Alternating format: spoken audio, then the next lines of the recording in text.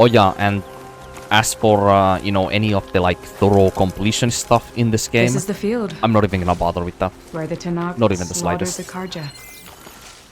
Looks like time and weather have eroded most signs of battle. But there are a lot of footprints. Must be recent. Let's take a look. So this is where the battle took place, yeah?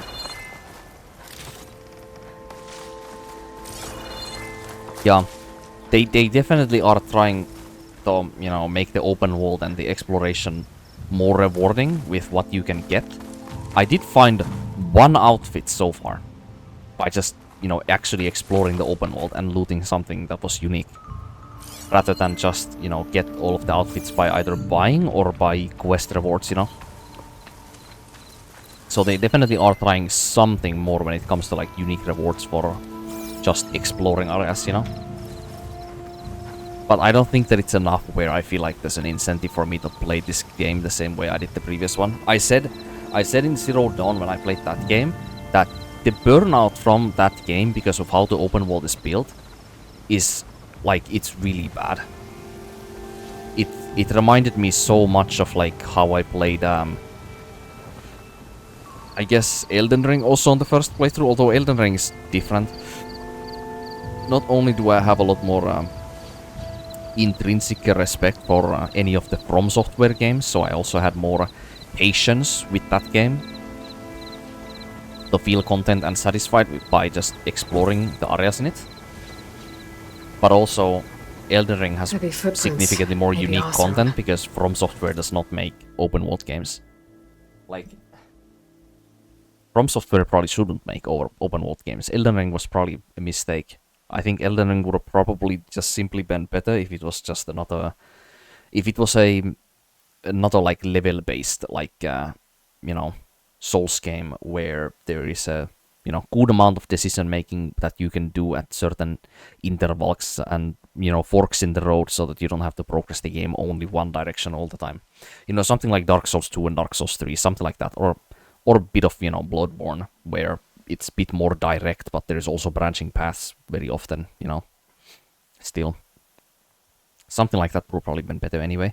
But point is, From Software in this example, they don't treat their games as open world. They don't know good open world design, and Elden Ring is an example of that.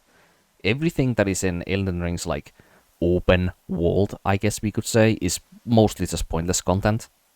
However, the content that actually matters are all of the caves, all of the castle areas, all of the dungeon areas. All of those types of content in Elden Ring are very good. And that is what From Software specializes at anyway. It's not this, like, this open world, like, terrain and some loot, like, you know, just some loot, like, spattered here and there for you to find. That is the thing that From Software is not good at doing in an open world game. And it's, you know, very uninteresting. But the actual, like, you know, unique parts of, like, some unique, like, smaller parts of the map, like, those are actually, like, interesting. Always were, you know. But this game, it is trying to do a little bit of that. Like, the diving areas, for example, with the question marks of, like, you know, what you can find there. Like, those are kind of like that, but so far they have been locked by some, you know, preliminary, like, tool that I require before I can even enter the areas. So I don't even know what's in those. It's likely just, like... It's likely just a little bit of loot, and they don't actually branch into anything actually that interesting. And then you just exit, you know, pick up item, exit, that's it, nothing more. But this game is trying to be more unique with, you know, how it introduces its, you know, items and rewards the player for exploring. It is trying to be better than Zero Dawn, but I think it's both my patience with this, with Zero Dawn and this game combined, with Horizon just as a series, generally speaking.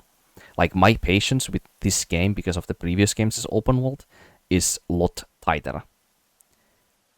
Because of the previous game, and how I chose to also play it, which was a mistake. And I will not do that this time around.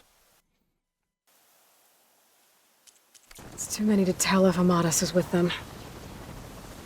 I better look around. My focus might show me more. Amadis was supposed to be alone. Why were Oseram here?